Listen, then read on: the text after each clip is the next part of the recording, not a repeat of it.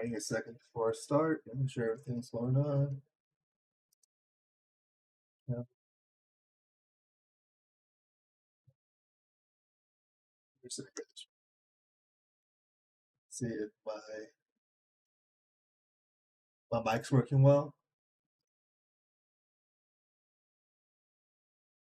I think it is.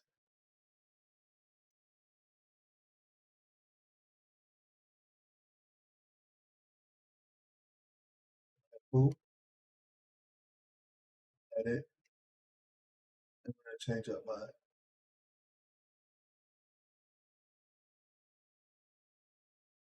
what's it? League of Legends and YouTube.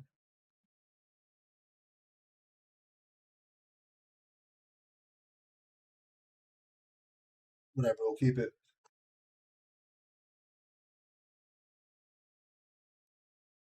I want to see how it looks on the phone before I actually start with the YouTube version. So this is the first time I'm actually live streaming on YouTube.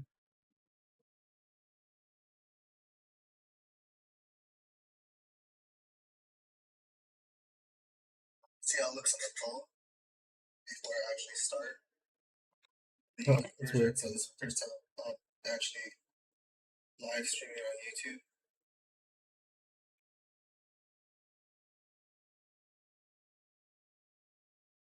I don't see the vertical version I have. Actually,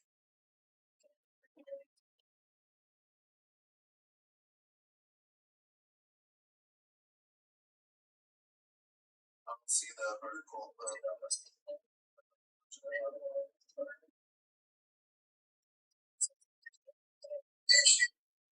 Or maybe there's a vertical version somewhere. Supposed to be YouTube. Alright, we're just gonna start it. I got this video I'm just gonna watch on YouTube. It's how do vampires control the government through the Vatican. Mythology lore. We're gonna see what this is about. I'm pretty sure it's BS, but you know what? A lot of BS on here, so it's fun just to watch it. Not too loud. You guys hear it?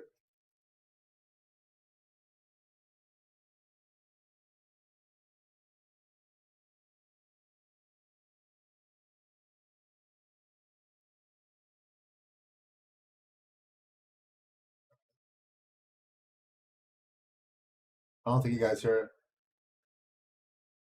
Before I do that, this is the setup right here. Actually, I can just check.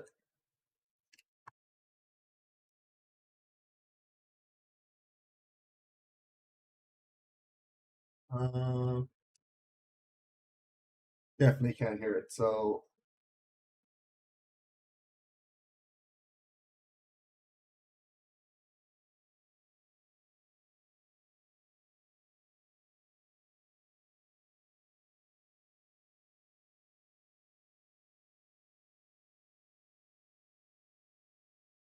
desktop, is it at? Oh, you know what? It's under settings. I know exactly where it's at.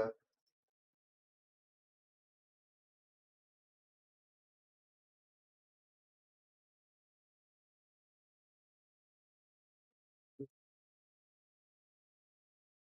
think it should be good. Okay, we'll see now.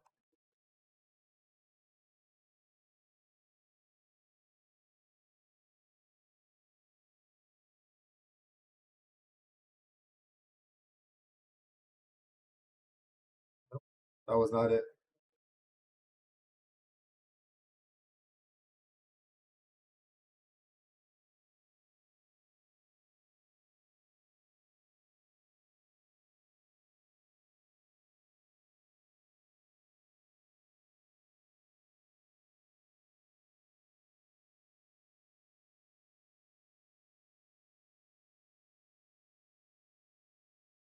Why is it off?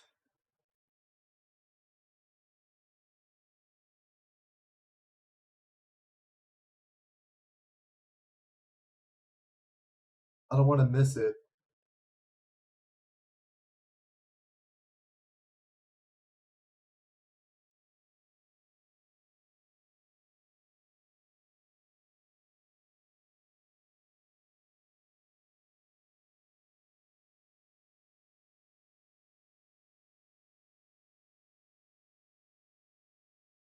That's one more time.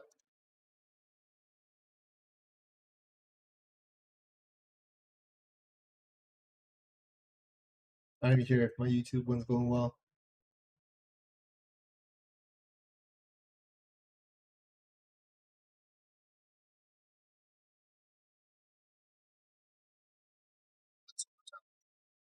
Oh, I know what it is? Alright, cool.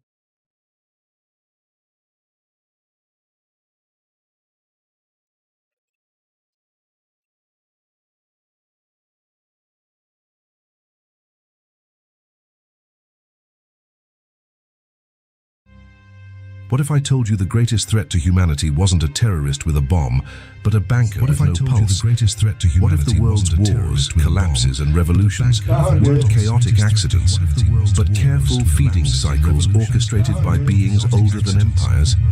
What if I told you vampires are real, not gothic caricatures in ruined castles, but immaculate titans in Armani suits who speak 10 languages, own the patents to your medications in Armani suits who speak 10 languages, own the patents to your medications. Alright, that sounds crazy.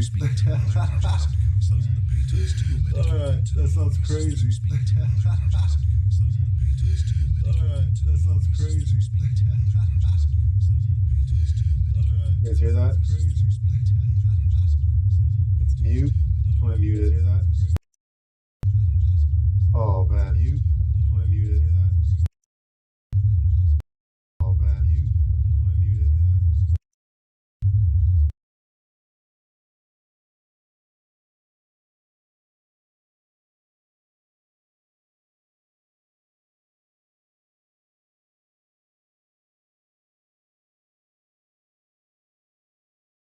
Humanity wasn't a terrorist with a bomb, but a banker with no pulse. Greatest threat to humanity wasn't a terrorist. This just makes me laugh.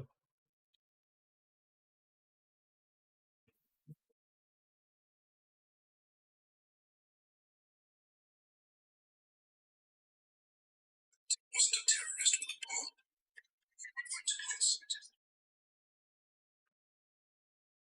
Alright. I think we're good now. Everything went back to normal. Wasn't a terrorist with a bomb. Wasn't. I'm checking on there. There has to be another way for me to check this. I just don't. Not really too sure how to do it. And for some reason, my vertical one's not going in. Alright, but now we're gonna start the game. This is a test run for my Twitch and YouTube multi-streaming channel. So we're just gonna have some fun with some league. Start off testing those, testing that. We're testing everything. So then we're also going to be changing it up probably during the week. Different type of content. It's going to be something like educational, and I'm going to be trying to learn something new and just share it while I'm learning it. So I think that'll be pretty cool.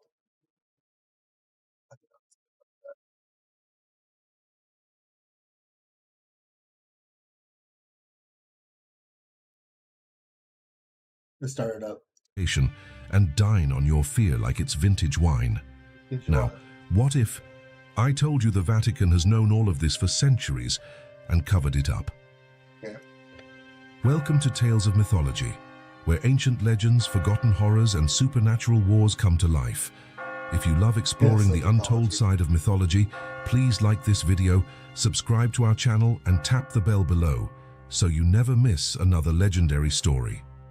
So this is pretty cool though. I like how it does the multi-stream. It began in silence, as all ancient truths do. In the cryptic stillness of the Vatican Apostolic Archive, behind vaults untouched since the French Revolution, a red-sealed scroll was finally unbound. The date was September 16th, 2002. The world outside was paralyzed by fear, still raw from the scars of 9/11. Inside, however, Father Lucien Moreau stood frozen for a different reason. A scholar of forgotten languages, a Jesuit exorcist, a quiet man of scars. Now, serving in Vatican intelligence, he had seen demonic phenomena before. He had exorcised men who spoke with dead tongues and wept blood. But what he read now was not demonic. It was worse. The parchment and spoke of the line of Cain, a chilling in its dryness, describing how ancient noble houses from Wallachia had embedded themselves into emerging financial empires in Britain, France, and Prussia, and how by 1789 they had already abandoned cloaks and coffins for contracts and influence. The church, it revealed, had once fought a war of silence against them, an invisible war, concealed beneath layers of holy rhetoric. But by the time of Napoleon, that war had quietly ended, not with victory, with assimilation. Lucien turned the scroll. A wax-bound page crackled open, revealing a map, not of roads or cities, but of bloodlines. House Draculesti, von Carstein, Le Clermont, bankers, oil barons, media kings, names he had seen before in classified documents, now linked to something far older than dynasties, the curse of unpermitted life. It was then he noticed the ink, not black, red-brown, dried blood. A memory stirred. Versailles, 1792. Anne Noble was burned at the stake. The crowd rejoiced, but the sun did not rise for 3 days. France had called it an omen. The Vatican had called it an incomplete purge. The scroll closed with one final phrase, scribbled in inkless engraving. The church must fear not the death of men, but the immortality of tyrants. Lucien stepped back, breath catching. A faint tremor passed through the ancient stone beneath his feet. Far from the glare of CNN cameras and military parades, something old was stirring again in the east. Not just in the ruins of castles, but in server farms, in encrypted hedge funds, in policy boards where no sunlight reached. Vampires were no longer myth. They were infrastructure. Not all tyrants wear crowns and not all predators bear fangs. Some build temples, some print money, some pass laws. But the oldest, they drink centuries, and in their silence, they build eternities. Farmer Boys is cooking up 5 new meals, starting at just $9.99, like our bacon big cheese or crispy chicken strips with small fries and a drink for just $9.99. All part of our farm stand fresh and affordable menu. Farmer Boys. Yes. Trying to set up this.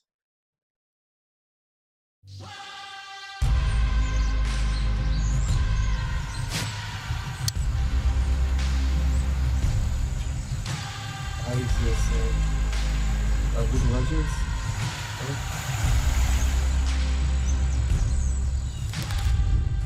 Let me know if you guys can hear me or if you guys can't hear me. I'll be reviewing this later. Topic specific.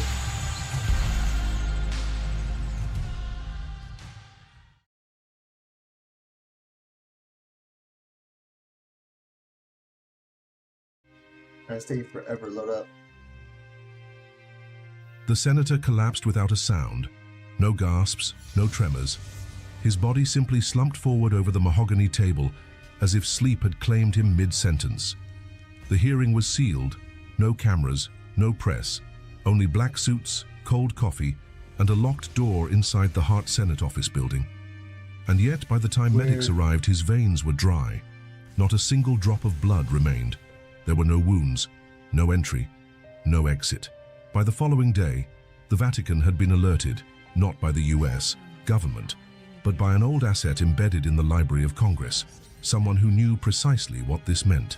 3 hours later, Father Lucien Moreau landed at Dulles, dressed not as a priest, but as a consular attaché. The documents that got him through customs were forged centuries ago and updated last in '94. Lucien's contact was supposed to meet him outside Terminal A. They never arrived. Instead, a woman with hawkish eyes and a coat 2 sizes too big approached him under the broken glow of a sodium lamp. "You're not who I expected," she said, slipping a USB drive into his coat pocket. "And you are?" Lucien asked. "NSA. Rebecca Klein. I read your name in an exorcism transcript buried in a NATO archive. The Vatican's never been good at digital redaction." He didn't smile. "That senator wasn't your first." "No," she replied, already walking toward the parking deck. He was the first we couldn't explain with politics. They drove in silence for half an hour, past Arlington, past the Pentagon, out into the back roads of Northern Virginia, where light pollution surrendered to darkness. Finally, in a cabin rigged with Faraday shielding and 10 locks, Rebecca plugged the USB into a machine unconnected to any network. 3 months ago, she said, our surveillance AI began tagging anomalies. We call them non-human flags, biometric profiles that don't match any known parameters. No heat signature, no iris consistency, no heartbeat in infrared. Lucien frowned. Where? UN headquarters, Manhattan, Swiss embassies, half a dozen meetings in Silicon Valley. One of them walked through NSA security wearing the face of a recently deceased DARPA director. The screen flashed a still frame. A boardroom, 8 men and women. One face pixelated beyond recognition, not for censorship, but because the AI physically couldn't register it. They're not shapeshifters, she continued. It's worse.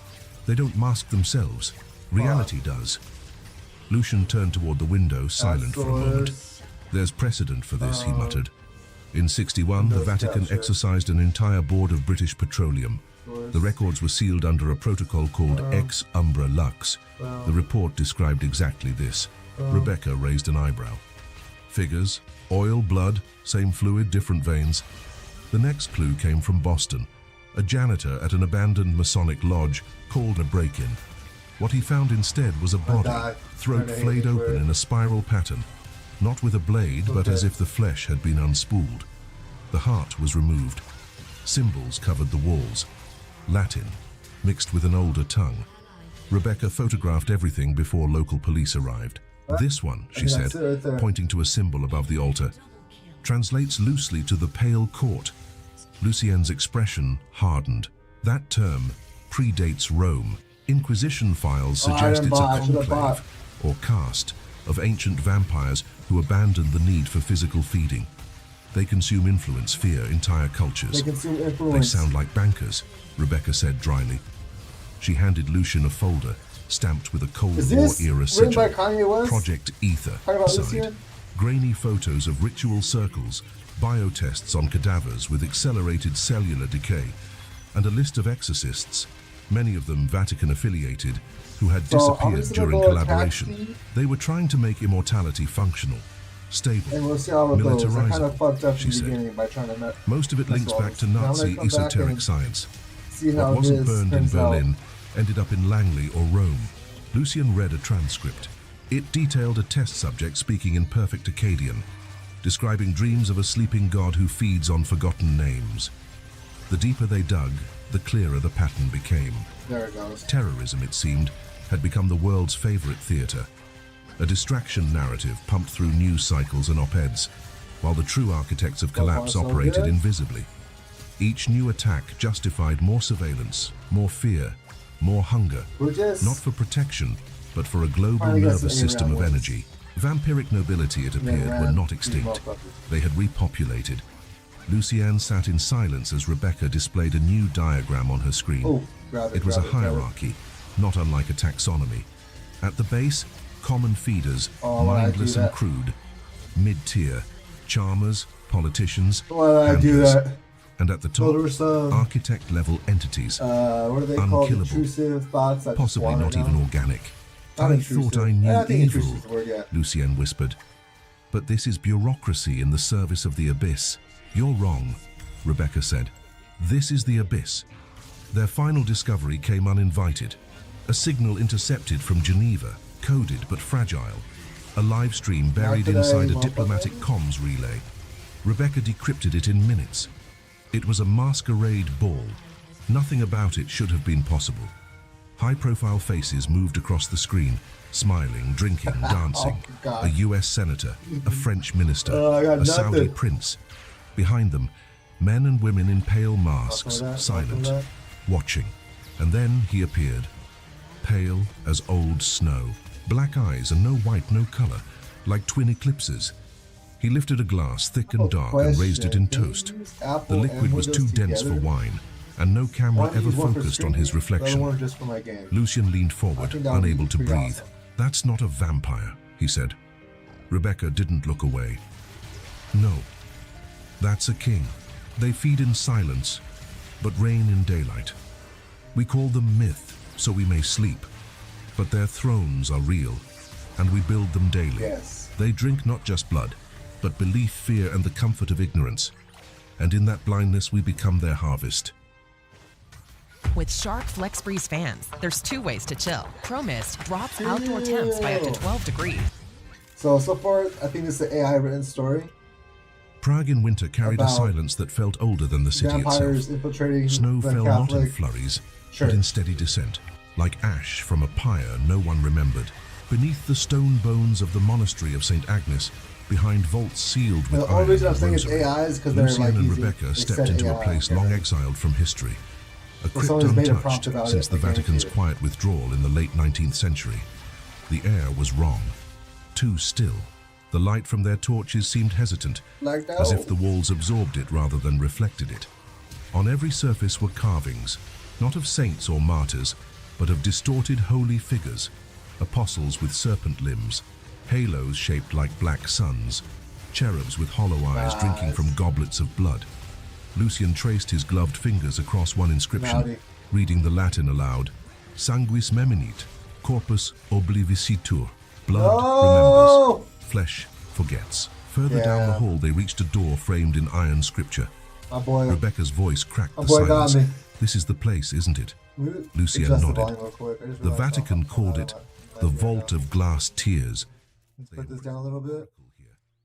I'm gonna put this up. I think we're good now. A hybrid birthed from Babel before language fractured. Rebecca keyed a device. The magnetic field buzzed, forcing the ancient Be here lock real quick. open with a sound like dry bones grinding. The chamber inside was spherical, its ceiling so high it disappeared into shadow. At the center, suspended by chains of silver and salt, hung a figure, gaunt, semi-translucent. Oh, that sounds way better. Paper pulled over a shifting mass of nerves. Its eyes were closed, its mouth moving silently, repeating something unheard. Rebecca stepped forward. What is it saying? Lucian stared. I think I can turn up It's the reciting backwards YouTube psalms, slider. but the verses are altered, rewritten. He moved closer. The thing opened its eyes. They were not eyes in the human sense, just wells of shimmering crimson that flickered with memory. When it spoke, its voice arrived in their minds rather than their ears. So long have I waited. So loud has your silence been. Lucien lowered his hood. We seek knowledge about the Crimson Genesis. At the mention of that name, the chains trembled. The oracle's head jerked. It began to laugh, a low, pulsing resonance that made the torches flicker. The Crimson Genesis is no myth. It is the origin. Before nations, before priesthoods, there was the Word, and the ones who twisted it. The first feeders, half angel, half flesh, not fallen, not risen, stalled. Rebecca stepped forward. Babel? He just let me slap him. The tower was not a Oh, sin nice. of pride. Cool, cool. It was a monument of convergence, a place where language bound spirit to blood. Try to get the volume right. The Crimson Codex was written there, not in ink, but in memory, etched into bloodlines. It told of a coming return when flesh would again become thought, when fear would become code. The oracle twitched violently, its body jerking against the chains. Black fluid oozed from its nostrils. They no longer drink as they once did. Who left? They feed now on fear, confusion, doubt. They build networks, not tombs, servers, not coffins, and in these networks they store themselves, fragments, echoes. I might switch up this they one. will not need bodies at all. And that would be a cooler bandwidth. story. Just kind of like Lucian exchanged a glance with Rebecca. They're ascending, she whispered. The entity nodded slowly. How you still believe you fight a war? There is no war. You are inside the garden they grew, the prophecy you await. It was theirs, planted, it was all nurtured, there. to prepare you, to make you kneel before they arrive. Lucien stepped back, trembling. There's a passage in the book of Job, hidden inside metaphor. It speaks of a sleeper buried in Rome. Beneath Nice St. book of Peter's Job. bones, the oracle turned toward him slowly. He stirs. His blood still hums in the Vatican stone, in your dreams. You think you fear his awakening, but no, you fear remembering, He's dead because too. you were there. Suddenly That's the what I'm chamber talking about. groaned. Stone shifted, heat surged. Rebecca pulled Lucien away as the oracle began to convulse violently. Its final words came as flame erupted from its core, incinerating chain, flesh, and memory. The war you fear ended long ago. You are not at the gates. You are already inside. The fire consumed the chamber, licking up the walls and melting the corrupted scripture. Lucien and Rebecca barely escaped the blast, stumbling into the frozen air above as sirens blared in the distance, sirens no one had called. That night, far away in Rome, beneath Vatican City, a drop of something ancient fell from an invisible crack in the rock beneath St. Peter's tomb. It sizzled, then it pulsed. In Lucien's dream, a voice called his name. Not in Latin, not in any human tongue. It sounded like blood remembering. Time is not a river, it is a wound. And through that wound, memory seeps. Not all who recall are alive, and not all the dead are still. Beware the dreams that speak in fire, You know what? I'm gonna fix for they this do up not a come to little bit. warn, but to wake.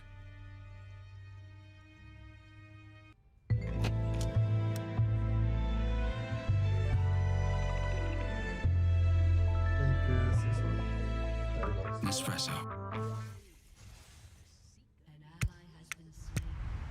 What you invest in your employees, they give back to you. If you guide them on their career path, they'll stay. But if you don't, they'll leave, taking your company's momentum with them. So help them explore where their careers could go and develop the skills to get there. With insights and tools, They returned to Rome on the eve of a solar storm. The sky above the Vatican rippled with sickly hues of violet and red, and Lucien knew before the wheels of their plane touched the runway that something within the Holy See had changed. Let's The focus. silence was too clean, Well, the we were air just fucking too still. around. The city did not sleep. It waited. By the time they Gotta reached the stretch. Apostolic Palace, Yeah. the old guards at the bronze doors had been replaced.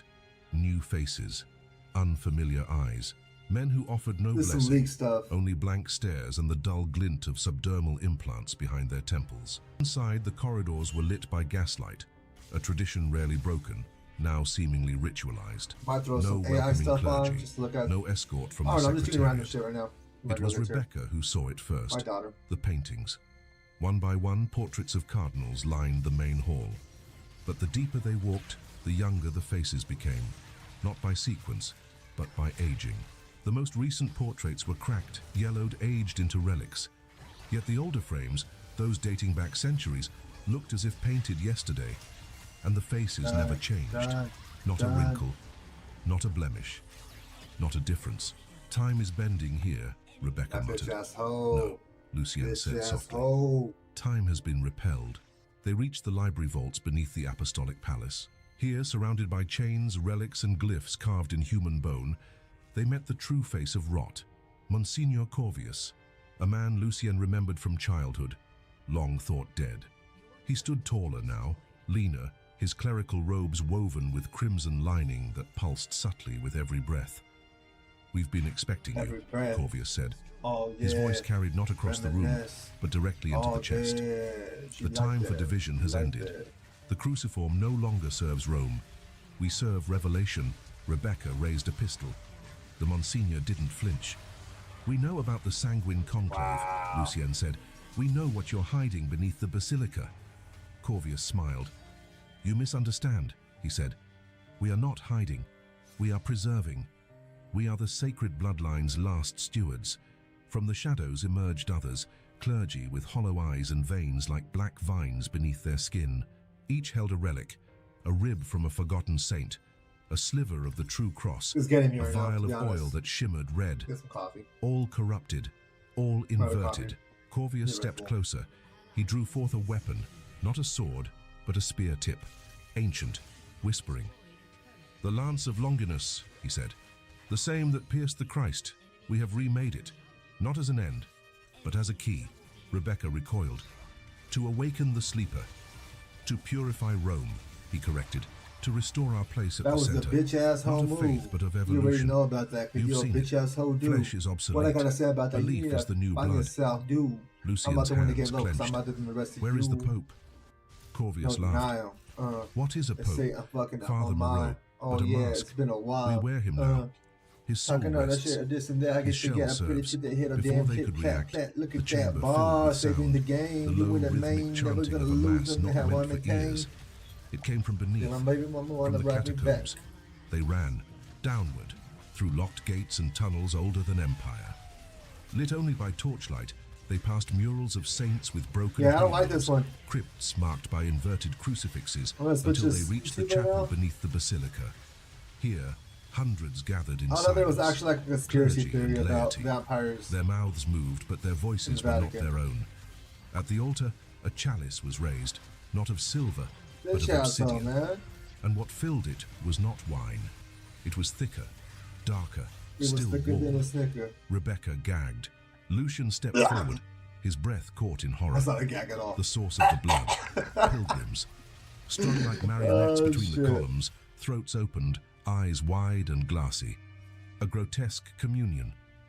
He raised his voice. "This is not the church." Corvius emerged once more, flanked by acolytes now bearing elongated fangs and nails sharp as glass. "You are correct. This is its rebirth." He lifted the spear. Lucien didn't hesitate. From beneath his coat, he drew a vial of holy water mixed with relic ash. He hurled it. It struck the chalice, igniting a blinding flash. Screams erupted. Acolytes caught fire. The mass scattered. Gunfire echoed. Rebecca unloaded her weapon, bullets etched with the Benedictine rite into every I'm dead. silhouette that moved with unnatural grace. So dead. Lucien followed, wielding a blade blessed by the last living exorcist of Krakow. It sang as it sliced through abominations. Blood coated the walls, not crimson, black. They Oh fled my through a gosh. rupture in the floor, deeper still, past chambers that no map recorded. The ground trembled. The damn Statues Twitch wept always blood. has this flash. Pressure built, not from I the never earth, surrendered, but dude. from something beneath it awakening. Come on, guys, you'll Finally, breathless, they reached the open air of Vatican Hill. Dawn was minutes away, but the yeah, sky Vatican held no Hill, light, Vatican Square, only a she thick red wanna haze that talk moved like about breath she against the was in the hills, stars. Rebecca looked to Lucienne, her eyes bloodshot, her voice hollow. "Rome isn't the throne," she said. I know the Lucien movie I nodded. made for real. Kill. "It's the altar. Every altar demands a sacrifice. Every throne is built upon a tomb. The oldest gods were not worshipped. They were obeyed. And what we call faith was always just the fear of hunger in the eyes of something ancient."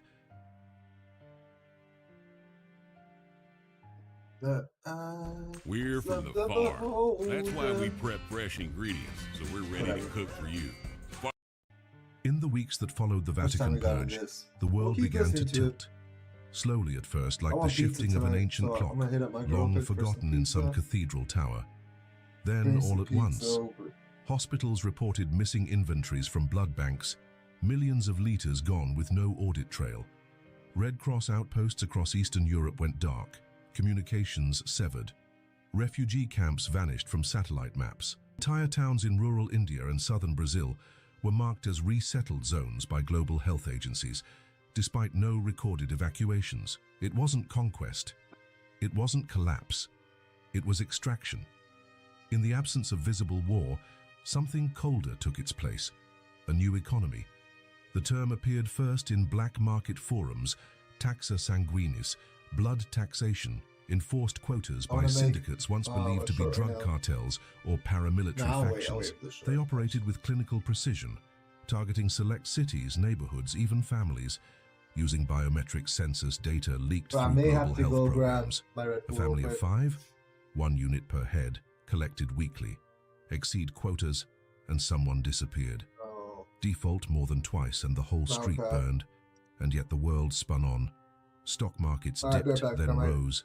News anchors smiled, Red never Bull. mentioning the new Red class Bull. of disappearances. Governments pointed fingers, but no one fired a shot. There was no enemy, just static in the system. And within that static, symbols. Artificial intelligence networks across Europe and Asia began broadcasting anomalies, pulsing glyphs overlaid on financial dashboards and public transportation schedules.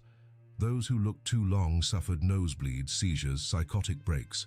But the patterns remained, etched into the data flow, nested inside drone software, smart fridge firmware, Streaming platform recommendations. Rebecca traced one glyph back to a Vatican relic catalogue from the 18th century. The symbol corresponded to a forgotten Roman deity, Dis Pater, god of the underworld and guardian of what lies beneath. He had no temples, she said, studying a codex beneath candlelight. Only gates. His feast day aligned with lunar eclipses, and the next one is in 8 days. Lucian was already reading the scroll beneath her elbow. "This isn't a god," he murmured. "It's a warning label." Further translations revealed the truth. Dis Pater was a mask, one of many worn by a being only known as the architect. According to fragments of Roman esoteric texts, the architect predated pantheons, not worshipped, not prayed to, only fed. Submerged beneath Rome during the rise of Constantine, buried by 12 concentric rings of stone and iron-laced blood. That tomb had a name, recorded only once, Domus Sanguinem Totalum, the House of Total Blood. The architect did not hunger in the way of lesser vampires. It consumed identity, memory, form. Its awakening was not a return, but an overwrite, and every system infected by the vampiric syndicates was part of a ritual calendar.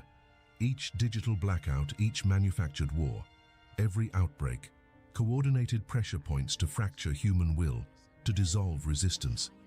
The harvest had already begun. They tracked the next convergence point to Trieste, a liminal city where empires once bled into the sea. From an abandoned naval crypt, they hacked into a dormant NATO relay. What they found wasn't just surveillance footage. It was a live feed from beneath Vatican City. The tomb had cracked, not fully, but enough. In the footage, obsidian urns ringed the chamber, each filled with a viscous red fluid stirred by unseen forces. Above them hovered coils of metal and bone, part antenna, part altar. The architect was not yet visible, but the chamber vibrated with a low frequency that distorted the video signal. Lucien watched one of the urns throb, pulsing like a heart. For a moment, he thought he saw faces in the blood. I had to take screaming. a fat piss. "It's not summoning destruction," Rebecca so. whispered. "It's uploading it." They didn't make it out of Here's what it Trieste. is. The moment they exited the crypt, a transport van struck them from the side. Not a crash, a precision abduction. Lucien awoke first, wrists bound with silver filament, eyelids heavy with sedative. Rebecca lay beside him, pale, breathing shallow. Above them hung mechanical siphons, humming with ancient sigils. Tubes coiled from their veins into obsidian urns, one by one filling with blood. A voice drifted from the shadows. It belonged to a woman, or rather the memory of one. Her face was impossibly symmetrical, her eyes black where white should be, her breath sweet with the rot of myrrh. "You were never meant to be free," she said. "You are notes in a symphony played long before language." Lucien tried to move. The restraints burned. His voice barely left his throat. "You feed, but you do not rule." She leaned close, lips nearly touching his temple. "We are not rulers.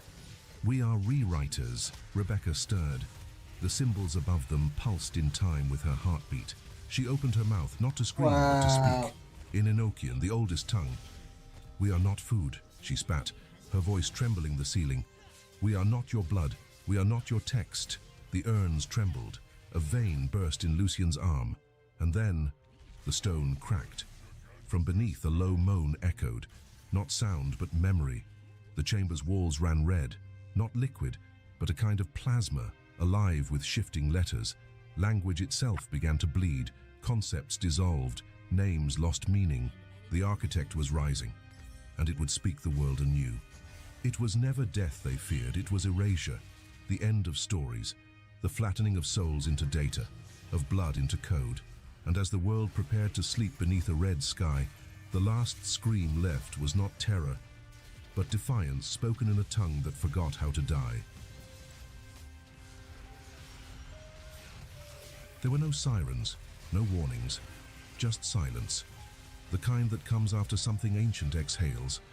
The cities stood still, not in ruin, but in retreat, skyscrapers intact. Traffic lights blinking over empty intersections, entire metropolises suspended in a twilight state, as if the world had taken its final breath and was waiting for instruction. The architect had risen, not as flesh, not as form, but as frequency. It spoke now through everything, a whisper embedded in light waves, encoded in every transaction, every feed, every whispered prayer. The human mind, unguarded and I'm the unwarned, fly guy. could not What up, distinguish bra its guy? voice from I'm thought. too high, guy. Move To on resist along, was to guy. forget what resistance I'm too meant. cold, why? Those who You wanna survived talk physically that? were not Smack up on that, unchanged. you know about the They smack up on smiled too that much, ass, man. blinked The too mad little. head of the They fat, no I longer got said, it. Bit I, on my what? Lucian, She want awoke to in a pocket. different place. Not dead, but not whole. The chamber had changed. The urns were gone. The blood consumed. His arms were still bound, but the pain had dulled to a memory. Rebecca lay nearby, her breath shallow, her pupils flickering with pulses of unnatural light. They were not alone. A figure stood in How the you do it? threshold, robed in Over there, tattered do absolutely ecclesiastical nothing, red, nearly died, wearing a come collar back up crusted alive. with dried Yeah, I blood got and salt. fly. My time A to cross, rise is all rusted black, mine. hung around his neck. But his face was still too human, tired, Damn. fractured, still weeping. I was once called Father Armand, the man said, kneeling to cut Lucian's restraints with a blade etched in dead languages. I served the cruciform until I learned the truth. The church never intended to stop the architect. It wanted to inherit him. Lucian sat up, dizzy. What are you saying? Armand's hands trembled.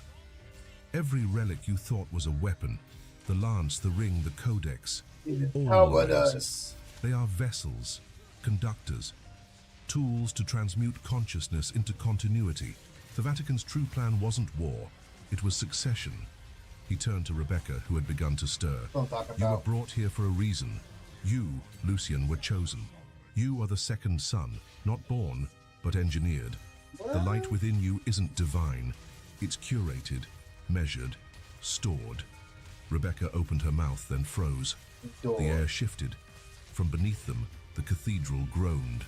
They descended into the final sanctum, not through stairs, but through descent by Try to see my light. growth. Elevators no longer existed here. Only platforms moved by blood pressure glyphs and gravitational chants. I think my At the groans and lowest moans level, are off. they emerged into a place not made fuck by human happened? hands. Bone formed the pillars. Plasma swirled in the domes. Every surface shimmered with a membrane of memory. This was not architecture, it was anatomy. At the heart of the cathedral stood a mirror, suspended in place, rimmed in ancient script that neither Rebecca nor Lucian could read. Before it, a pool, black, infinite, reflecting nothing. Armand stepped forward, holding out the papal ring. Within this is the seed, the last strand of individuality. If it touches your soul before the merging is complete, the cycle can be broken. Lucien turned to Rebecca. We end it. Together. But Rebecca's eyes were already distant. Behind them, the mirror began to ripple. The voice of the architect returned, not in words, but in pulse. And then Lucien stepped into the pool. Vibration. It did not drown him. Welcome to the It chat. welcomed Welcome him. to the chat. Flashes struck his mind. Millennia of Leave memory, not comments, say his what's own. up. I'm looking at some Pharaohs YouTube. screaming. This is a Stars vampire being story. born. Wars Pretty never sure it's AI written. generated. All of them ending the same way. Silence. The architect moved toward him, not with legs, but with certainty. It did not possess form, it was That's what form. I'm talking about. Every thought Lucien ever had was Smacked now him. inside it. Every fear, catalogued. Every secret, irrelevant. I really And don't then know what I'm Rebecca looking at screamed. next. I thought She this held would the be ring like high, a her voice conspiracy theory broken, story. but still her own. It's In just memory's name, I sever thee. a story The ring about struck vampires. Lucien's chest. Not hard, just enough. The connection faltered. The light shattered. The architect recoiled. The pool boiled This is red. a test stream. Lucien screamed as something was torn Streaming from on him. Twitch. A name, a past, Streaming on a YouTube. tether. He fell backwards, And then breathless, Tomorrow and half-consumed. next week we're doing Rebecca something a little collapsed different, beside but him. The mirror Right now it's fractured. just testing The League of cathedral Legends on trembled. YouTube And then and the stillness. multi-stream. Later, Lucien stood alone on the shore of Wow. the Ligurian Sea, They just got far smacked. from Rome, I'm far not from going in. anything that still bore a name. His skin was paler now, his breath slow. He felt the That was pull, bad. the code within him, calling Real back bad. to the architect. But the link had been burned. What remained was half-life, If anyone half is mind, watching the vertical neither stream, let me vessel know how it looks. nor victim. Rebecca's body was never I recovered. can't find it. But he still heard her voice in moments of silence. He walked into the surf, deeper and deeper. until the waves closed behind him. Beneath the sea, where names cannot follow weeks later, the conclave gathered. A new pope was elected, young, charismatic, untouched by scandal. The people rejoiced, the networks recovered, the blood drives resumed, the world healed. But in the reflections of mirrors, in the edges of security cameras, in the pause between static, a figure in black stood, always watching, I don't know how I feel about this always story. remembering. They didn't win. They simply began again. The last truth is this: What's the not truth? all monsters feed. Some remember. And it is in that memory as that the future hides. Alright, perfect. I can switch the story now. Up for an adventure? Always. Let's see what we got.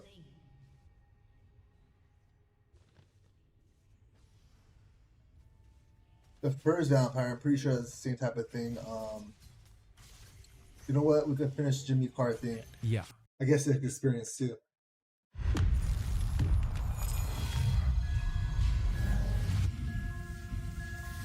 I'm gonna skip that. That gives you a weird feeling. I have been there when someone died, and I've seen plenty of open caskets. It is a weird feeling.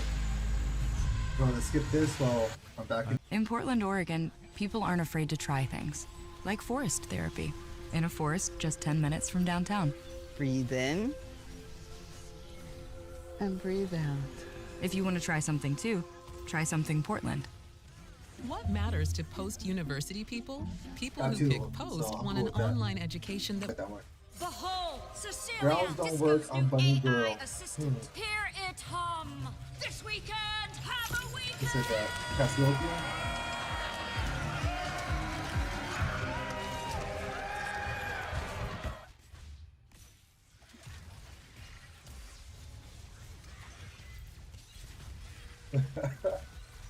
This You episode of missed the everything. Y-Files is brought to you by know what? Cake Wallet. I'm done with the Y-Files. Let's see what this is about. This was about Ruby Atlantis. Thousands of years ago, prehistoric people dragged Let's see, massive let's see what this is stones about. for miles. They arranged them in patterns across Europe, Ruby standing in Atlantis, guys. circles, forming rows. These monuments puzzled researchers for centuries. Then came Alexander Thom, a Scottish engineer, an Oxford professor obsessed with numbers. He surveyed hundreds of ancient sites, measured every stone, calculated every angle, and found something impossible. No, I A didn't. single unit of No, I measurement, didn't. I got one exactly person. 2.72 feet. This wasn't random. The same length appeared everywhere. At sites separated by thousands of miles, built across So I'm thousands of watching years. the Tom called megalithic it yard the mystery, megalithic yard. proving Archaeologists Atlantis. called it nonsense. Stone Age people had no writing, no metal tools, no advanced mathematics. But the number appeared everywhere, at every major site, in every structure. This wasn't coincidence. Tom Goodness about believed this, he found to the be honest. blueprint of a lost system, a universal ruler Oh, no, connected no, to no, the no. stars, the sun, No, and no. the earth itself. The system required knowledge That was these just ancient unlucky. builders shouldn't have possessed. So if Stone Age people didn't create this technology, who did?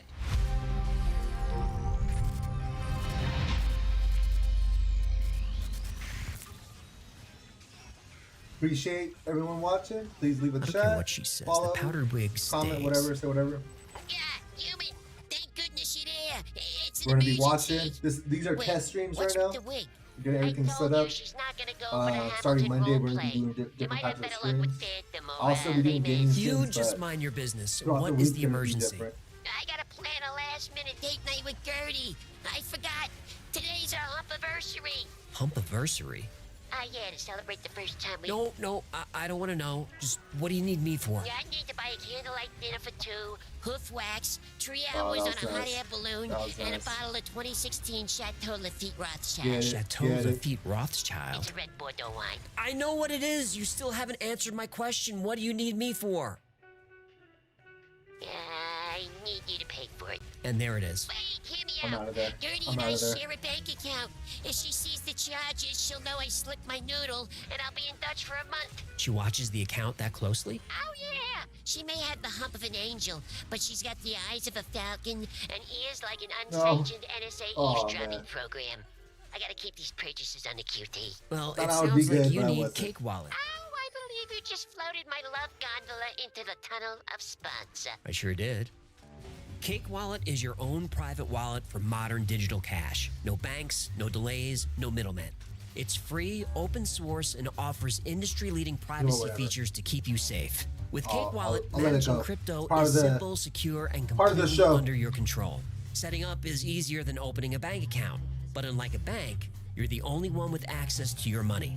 Think of it as your own personal digital safe, right on your phone, where even Cake Wallet can't see or touch your funds. So even if Gertie tries to snoop, she won't get wise about the Skyriders' So wait, what's the private purpose of fireworks this? display and I wasn't mariachi really paying band. attention. Exactly, although you might be going overboard.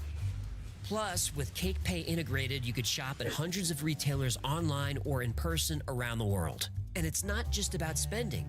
Cake Wallet supports Monero, Bitcoin, Litecoin, and many other technologies, this is crypto. leading the way in privacy, all while keeping your financial information safe. If you think crypto is complicated, Cake Wallet is designed for beginners and advanced users alike. Download it entirely free from your app store. Start your crypto journey for free with Cake Wallet by clicking the link in the description. This is great. Now I can plan the perfect date. They did not let me live. Hello? They destroyed me. Yeah, about 1200 should do They it. beat my cheeks. Yeah, thanks. Sorry about that. I'm recreating the lake scene from the Notebook in the backyard. Please don't... Wait, what did you just order? 1,200 what? Ducks. You better not... You might want to park down the street tonight and bring an umbrella.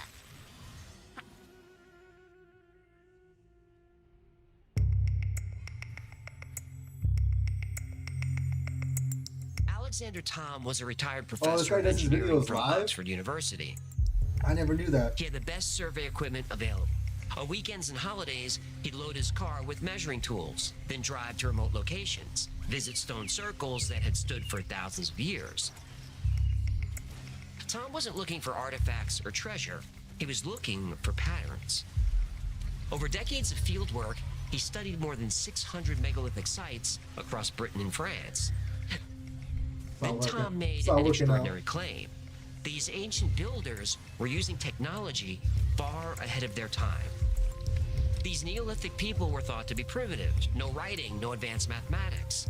But somehow they used a standardized unit of measurement. He called it the megalithic yard, 2.72 feet, or 0.829 meters. Not 0.828, not 0.83, exactly 0.829 meters. The same measurement appeared all over the ancient world, used for thousands of years. Alexander Tom knew he'd found more than a prehistoric ruler. He'd found a key. As he analyzed data from hundreds of sites, a pattern emerged. The stone circles weren't crude piles of rock. They followed precise geometric designs, perfect circles and ellipses. The Ring of Brodgar in Scotland has 27 stones set in a perfect circle, but it was originally 60 stones. 60 matches ancient Mesopotamian math systems. 60 seconds, 60 minutes, 6 days of creation. Stone placement accurate to within half an inch over a 340-foot diameter. Modern surveyors with laser equipment couldn't do better. This wasn't primitive work. This was advanced engineering. The perimeter of the Sarsen Circle at Stonehenge measures exactly 120 megalithic yards. The width of each stone is 2.5 megalithic yards. These aren't rough estimates. These are exact values. Tom found the same geometric principles occurring again and again. Evidence of Pythagorean triangles, thousands of years before Pythagoras was born. They were encoding mathematics into the landscape, using the megalithic yard as their standard unit. But these weren't just monuments. They were machines, giant instruments built of earth and stone. Tom believed they were observatories. Sites like Callanish on the Isle of Lewis, the massive complex at Avebury. These were immense clocks and calendars. I don't know why this face Using checked. the It's kind of megalithic yard, builders fucked up right achieved there. perfect alignment with the solstice sunrise. Oh, They tracked that the hurts so equinoxes. Now, most people think the equinox is when day and night are the same length. Well, that's actually called the equilux, which happens a few days before. The equinox is when the center of the sun crosses the Earth's equator.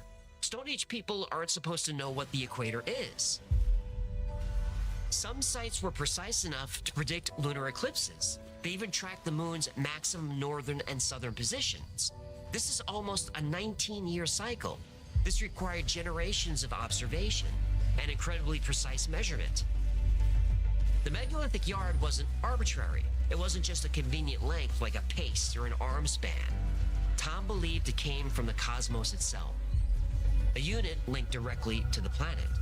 Some researchers think the megalithic yard was part of a system based on a 366-degree circle, not our modern 360-degree system.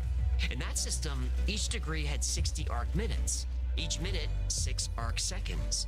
Each arc second equaled 366 megalithic yards. Now multiply all those numbers together, you get the circumference of the Earth. Think about that. People without writing, without modern mathematics, without telescopes or computers, somehow calculated a unit of measurement based on the exact size of our planet, thousands of years before we had accurate ways to measure this.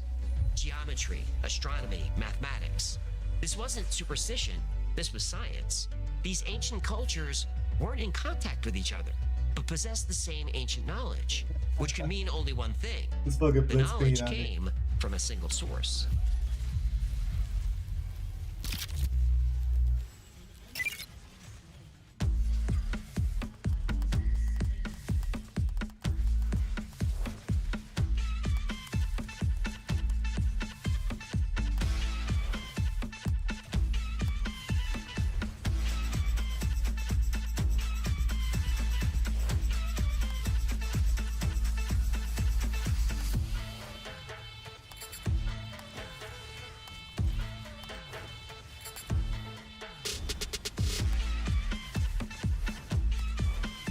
Damn.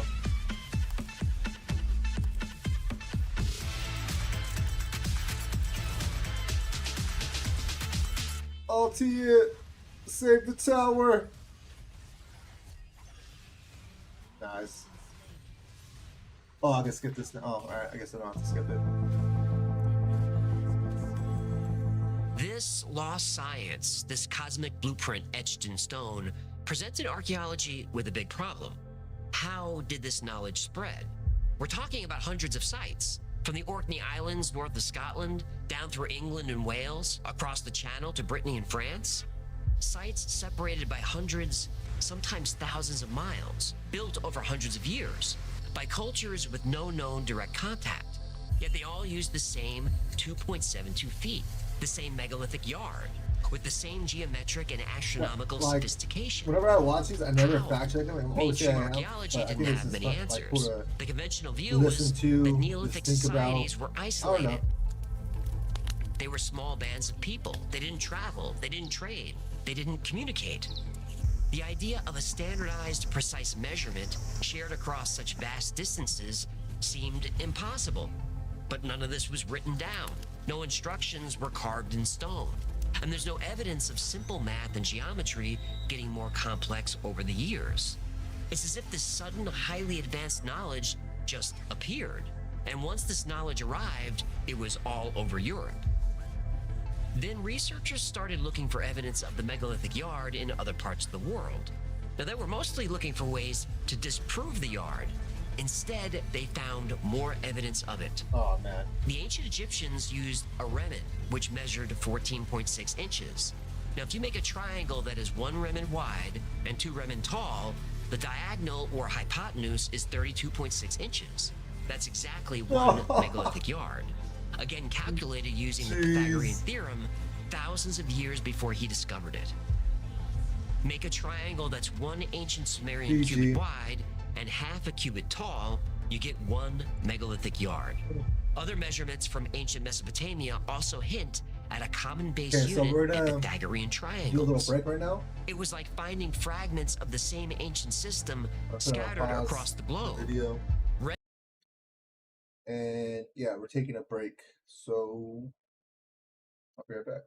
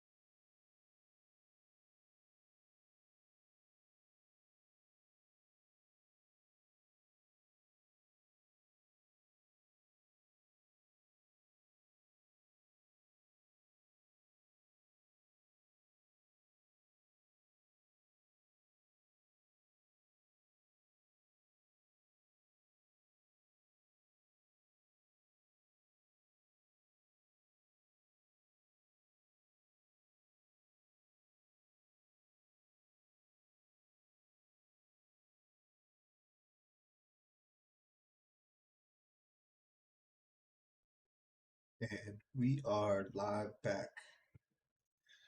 And you know what? I just realized I don't have a scene switcher, so I'm just gonna make that real quick.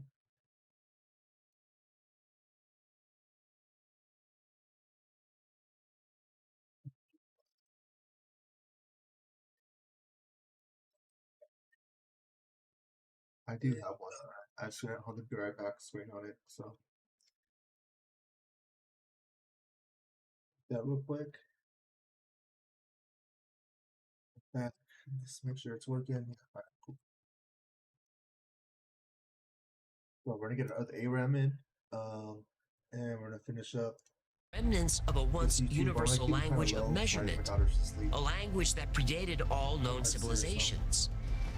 This raised a fundamental question. Did independent cultures independently arrive at the exact same unit of measurement? Highly unlikely.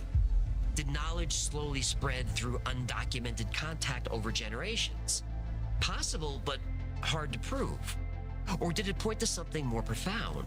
Evidence of a common origin, a shared, older source culture. The similarities across cultures were too strong to ignore. Egypt, Britain. The pattern pointed to a global system, a system inherited from a civilization that came before them all.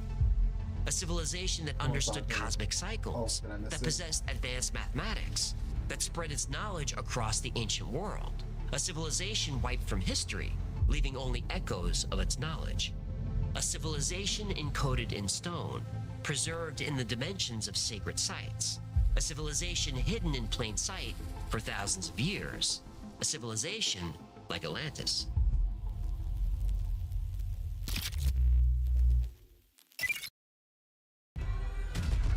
What is power?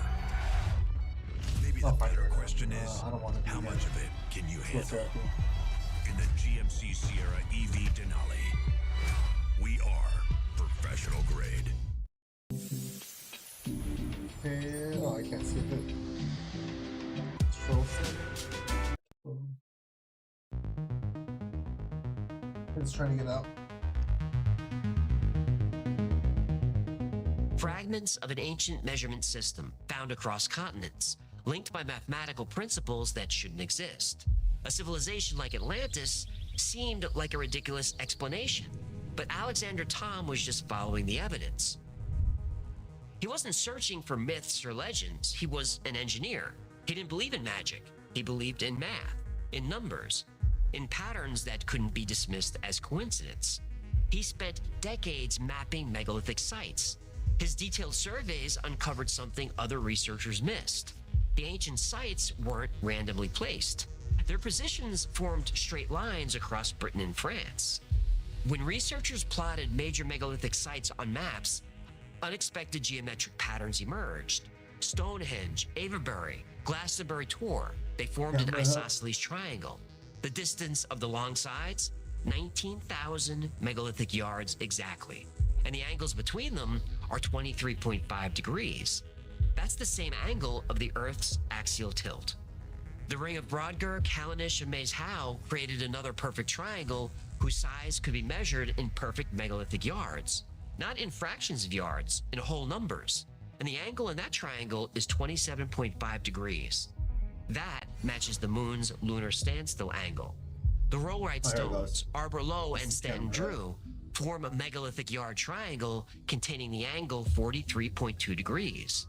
43.2 and 432 appear everywhere from Norse mythology to ancient Egyptian architecture, specifically the Great Pyramid. Other sites revealed similar geometric relationships, sites separated by mountains, by water, by huge distances, yet maintained mathematical connections with each other. The strangest triangle connects three sacred sites, Stonehenge, Silbury Hill, and Old Sarum. The sides form a 3-4-5 Pythagorean triangle, perfect proportions, perfect whole number megalithic yards on all sides, a perfect right angle. It's the foundation of all architectural design. Neolithic builders were using this principle thousands of years before the pyramids were built in Egypt, and they were using it at a landscape level, over miles of terrain. These alignments weren't visible from the ground. They can only be seen from high above, very high, from high in the atmosphere or from orbit. How did ancient people know these perfect alignments without aerial surveys, without satellites, without flight? The engineering required to do this wasn't just impressive, it was impossible, at least for Neolithic people with simple tools. The margin of error was smaller than the width of a human hair, but the sites maintained this accuracy over distances of hundreds of miles, over uneven terrain, over rivers and valleys. Even modern surveying equipment would struggle to achieve this. These discoveries were revolutionary, but the academic establishment was not impressed. The findings were uncomfortable. Traditional archaeology couldn't explain them.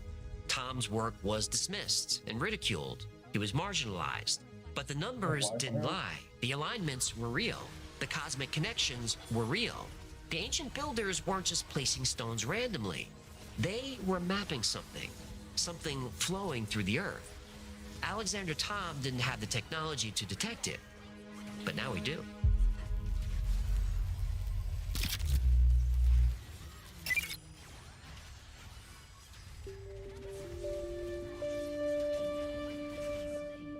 Critics of the megalithic yard focused on margins of error, but Thom saw more than numbers in the stones. He saw intention, design. The megalithic builders weren't just placing stones randomly. They were mapping something flowing through the Earth's crust. These invisible pathways connecting ancient sites weren't just imaginary lines on maps. They were something real, something physical, something measurable. In 1921, amateur archaeologist Alfred Watkins noticed ancient sites formed straight alignments across the British landscape. He called these paths ley lines. Watkins saw them as simple trade routes, old roads connecting sacred places. But decades later, researchers found something stranger. These lines didn't just connect sites. They followed Earth's magnetic field lines. They tracked underground water sources. They aligned with natural fault lines in the Earth's crust. The Earth isn't solid rock all the way through. It's a dynamic system. Molten iron core, magnetic field, tectonic plates, currents flowing beneath our feet. Modern instruments detect subtle electromagnetic fluctuations along these ancient alignments, places where the Earth's natural energies concentrate, flow, and interact. What if the megalithic yard wasn't just about measuring distance? What if it measured wavelengths, frequencies, energy patterns in the Earth itself? Some researchers believe megalithic sites were built where these natural energies peak. The stones acted as markers, as amplifiers, as instruments tuned to the Earth's subtle energies. Scientists at Edinburgh University found that stone circles often sit above underground streams and geological fault lines, places where Earth's magnetic field shows measurable anomalies. The megalithic yard could have been derived from these energy wavelengths, a unit calibrated to the planet's natural resonance. Ancient cultures around the world spoke of invisible energy lines. Chinese feng shui mapped dragon currents flowing through the Earth.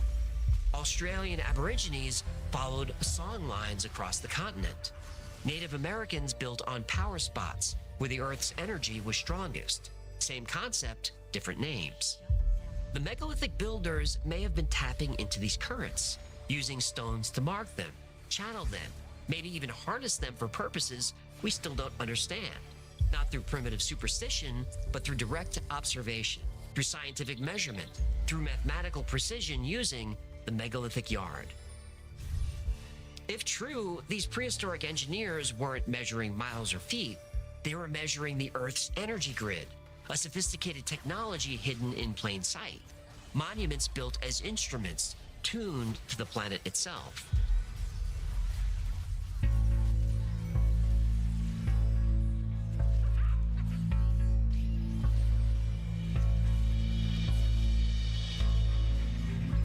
Others point to the acoustic properties of these sites. Stonehenge, Newgrange, Karnak, they create unusual sound effects, standing waves, resonant frequencies. A drum struck at certain spots in Stonehenge creates vibrations that match the site's key measurements in megalithic yards. The correlation is mathematical, it's precise and deliberate. The megalithic yard is 0.829 meters, a strange number, unless you start thinking in terms of harmonics. A 0.829 meter wavelength is 413.6 hertz. That's very close to the G sharp note just above middle C, a harmonic tone.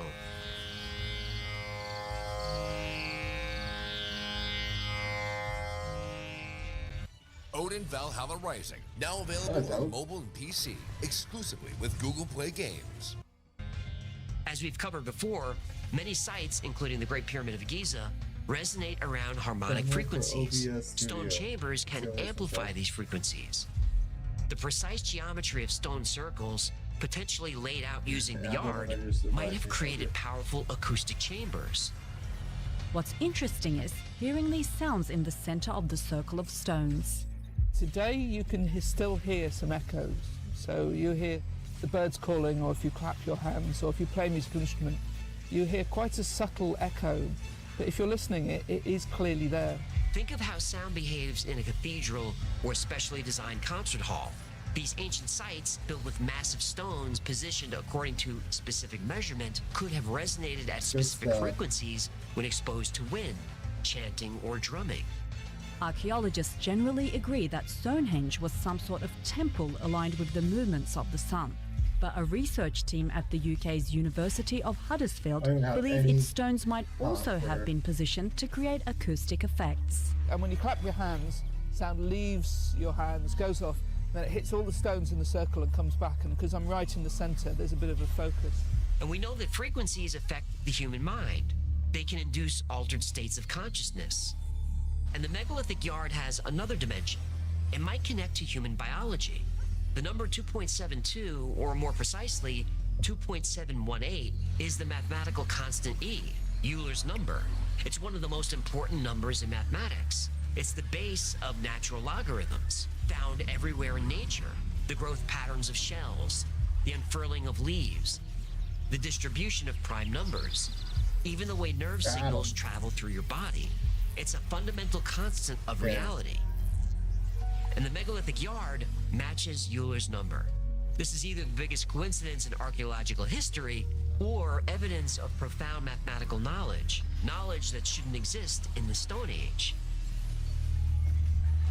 And then there's the most radical idea, that the megalithic yard wasn't developed by Neolithic humans struggling with basic survival, that it's a remnant, a piece of inherited knowledge passed down from a much older, far more advanced civilization that disappeared long ago.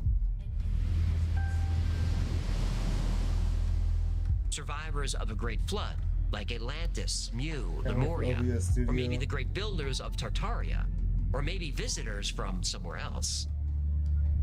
Visitors who came to Earth and gave primitive humans a gift, a number, a literal universal number that allowed humanity to take a great leap forward. The megalithic yard can be found everywhere you look for it, in stone, in the sky, running through the earth. It's a number that wasn't just used to measure distance, but was a key related to frequency, vibration, sound, gravity, and consciousness. It's a number that seems to be connected to reality itself.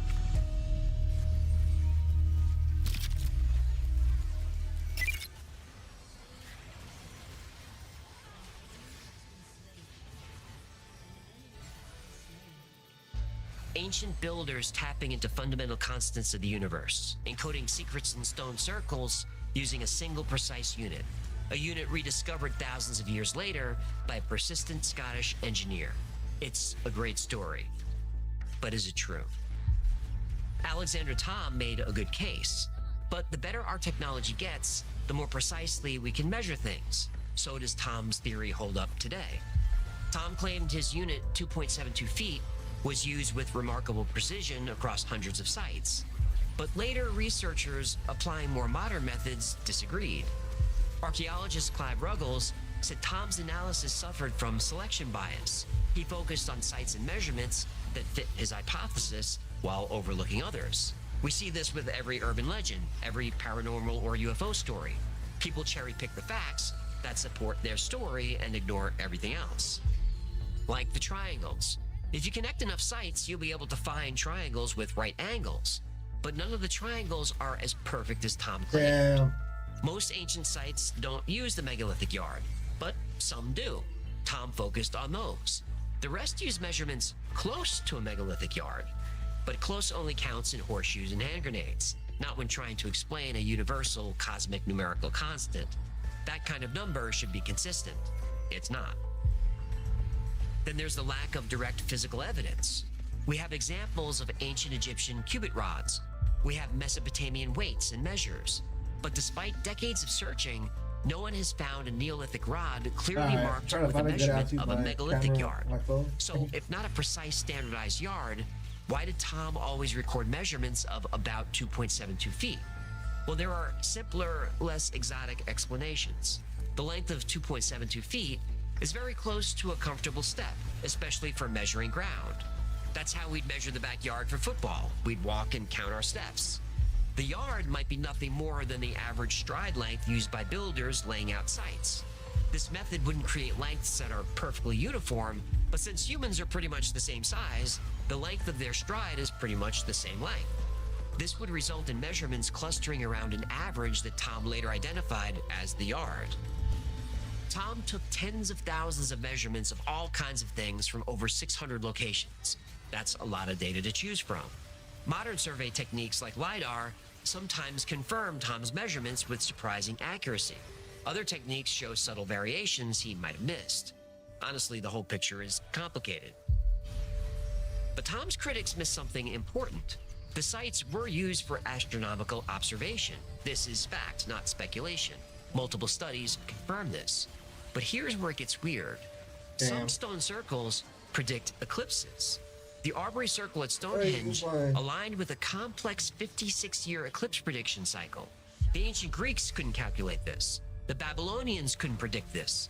Yet somehow Neolithic farmers, without writing, without mathematics as we know it, encoded this information in stone. The sites work. They function as astronomical computers. The question isn't whether they used advanced mathematics.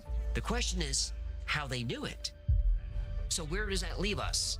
Well, I think Alexander Thom is a hero. His dedication was incredible. His surveys provided invaluable data. He forced archaeologists to take another look at many megalithic sites. These weren't random piles of rocks. It wasn't until the 1960s that computers confirmed that Stonehenge and sites like it were built with intention and great skill. But was there a single universal megalithic yard accurate to millimeters shared across Neolithic Europe? Probably not. There's no physical evidence to support it. But that doesn't mean it doesn't exist. And we still don't have good answers as to how these sites were built. How did primitive people without metal tools or written language manage to quarry 30-ton stones, move them 20 miles, and stand them up? Well, in the 90s, archaeologist Julian Richards demonstrated how 140 people could move a 40-ton stone using Neolithic tools. Yeah, I missed. It wasn't easy for them, and they weren't very accurate. Yet these sites are over 5,000 years old and show complex geometry. Their structures are aligned precisely with the movements of the sun and the moon. The more we study them, the more we learn that Stone Age humans were making mathematical and cosmological connections thousands of years before anyone thought possible. The real mystery to me is not how our ancestors built these monuments, it's why they stopped. They moved mountains and mapped the stars and built structures aligned with cosmic precision. Then suddenly, they didn't.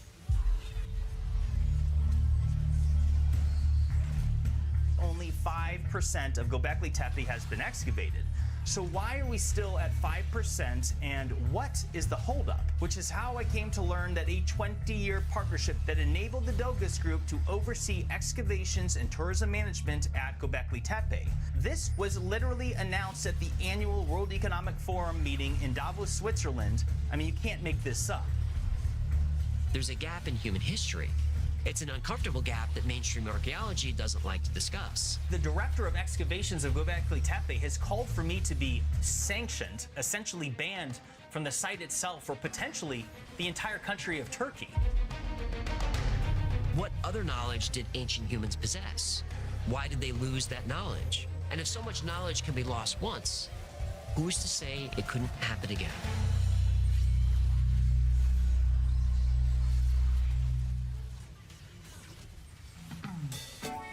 for listening or watching the Wi-Fi Stripped, where I try to get right to the point, right to the story, and then right to the truth.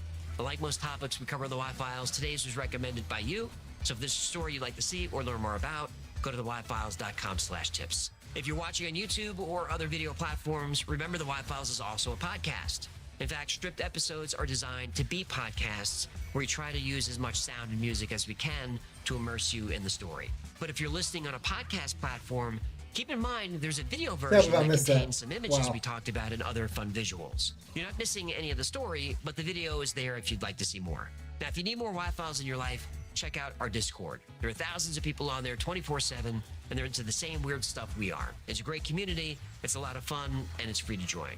And special thanks to our patrons who make the Wi-Files possible. Every episode, every podcast, every live stream, everything I do is dedicated to our Patreon members. I could not do this without your support. And if you'd like to support the channel and join our incredible community, consider becoming a member on Patreon. For as little as $3 a month, you get access to perks like videos and podcasts early with no commercials. You get access to merch only available to members. Plus, you get 2 private live streams every week just for you. And the whole Wi-Files team is on the stream. And you're welcome to turn on your webcam, ask a question, talk about anything you like. I think it's the best perk there is. Another great way to support the channel is grab something from the Wi-Fi store. And I do everything I can to keep the prices as low as possible. There's no $30 t-shirts or nonsense like that. Plus, if you become a member on YouTube for $3, you get 10% off everything in the Wi-Fi store forever. And if you want to join for just 1 month to get the coupon code and then cancel, that's completely fine. The YouTube membership is meant to save you money, not make me money. In fact, every dollar from YouTube memberships goes to my incredible team. Those are the plugs, and I hope you had fun, and I hope you know that me and everyone at the Wi-Files is working really hard for you. So until next time, be safe, be kind, and know that you are appreciated.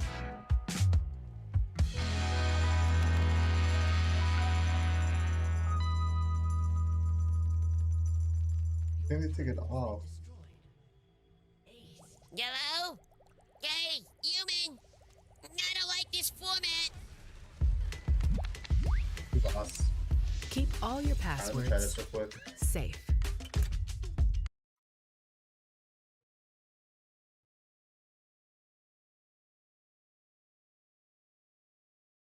They end up making sweet love to Sigourney Weaver, and Hang then, on. What? That's the plot of